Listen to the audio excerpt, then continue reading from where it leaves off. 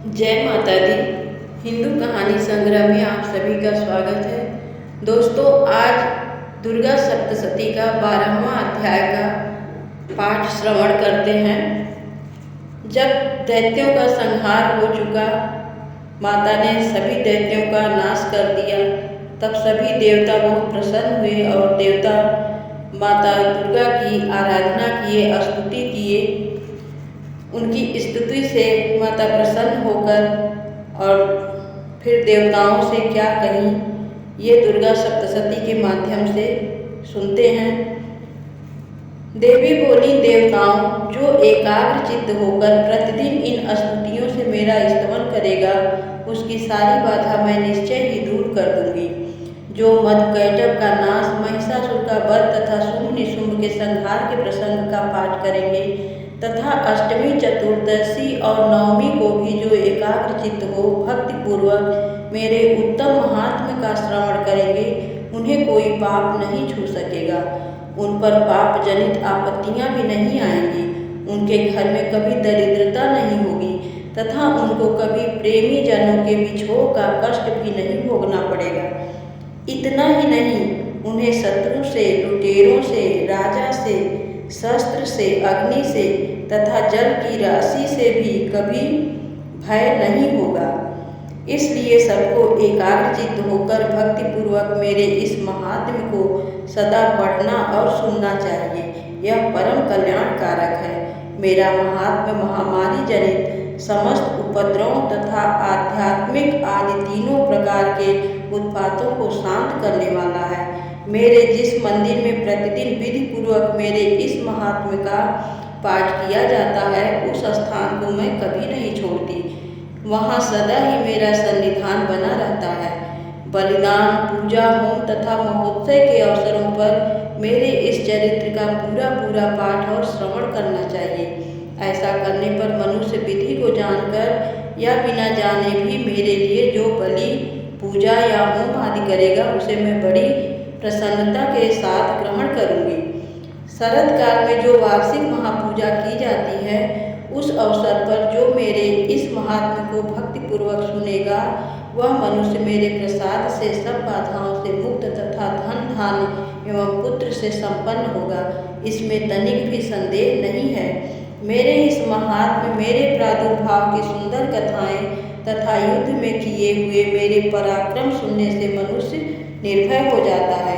मेरे महात्म्य श्रवण करने वाले पुरुषों के शत्रु नष्ट हो जाते हैं, उन्हें कल्याण की प्राप्ति होती तथा उनका कुल आनंदित रहता है। सर्वत्र शांति कर्म में बुरे स्वप्न दिखाई देने पर तथा ग्रह जनित भयंकर पीड़ा उपस्थित होने पर मेरा महात्म्य श्रवण करना चाहिए। इससे सब विघ्न तथा भयंकर ग्रह पीड़ाएं शांत हो जाती हैं और मनुष्यों द्वारा देखा हुआ दुस्वप्न शुभ स्वप्न में परिवर्तित हो जाता है।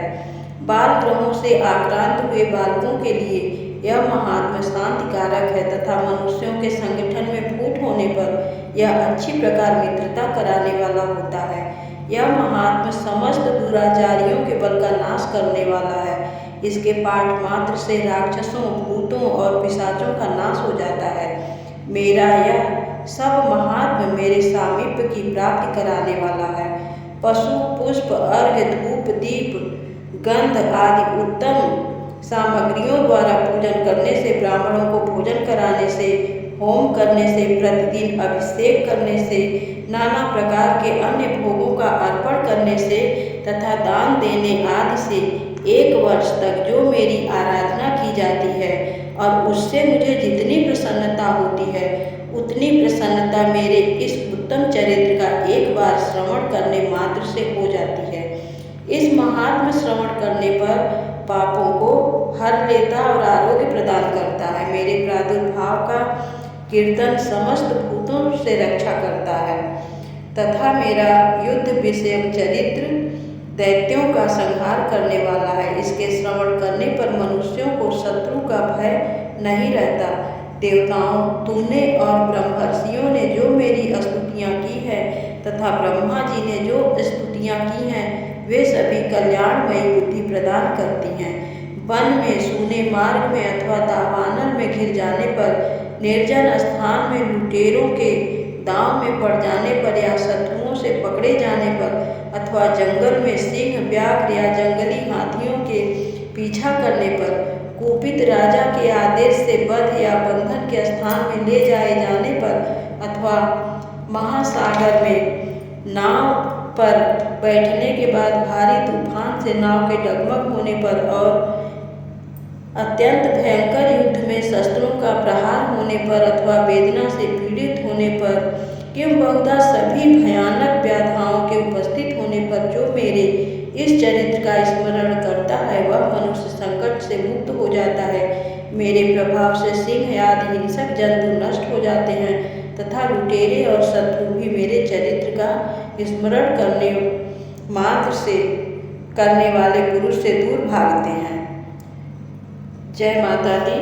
तो ये महात्म है माता रानी के स्तुति का, इसलिए दुर्गा सप्तशती का पाठ हम सभी को करना चाहिए। नहीं करें तो एक बार श्रवण भी कर लेना चाहिए। जय माता।